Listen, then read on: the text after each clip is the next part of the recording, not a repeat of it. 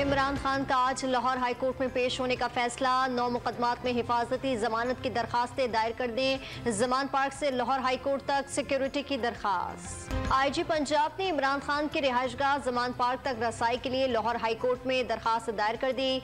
कलतन तंजीम के अरकान की मौजूदगी के शुबे का इजहार। लाहौर हाई कोर्ट ने जमान पार्क ऑपरेशन रोकने का हुक्म में 3 बजे तक तौसी कर दी। आप सब लोग बैठकर मसले का हल निकालें, जस्टिस तारिक सलीम शेख के रिमार्क्स।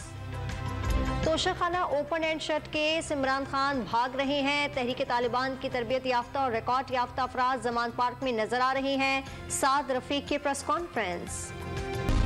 खैबर पख्तूनख्वा में इंतखाबात की तैयारियों पर इलेक्शन कमीशन का इजलास। फौज के मतलूबा नफरी मिलने पर ही इंतखाबात मुमकिन हो सकेंगे।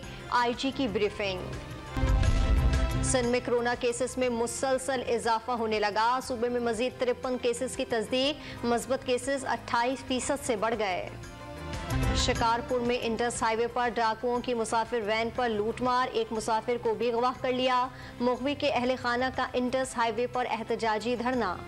और गुजरावाला में जश्न बहारा की मुनासबत से मैराथन रेस का इनेकाद। 5 किलोमीटर का फासला 16 मिनट में तय करके आफ्ताब नामी नौजवान ने मैदान मार लिया।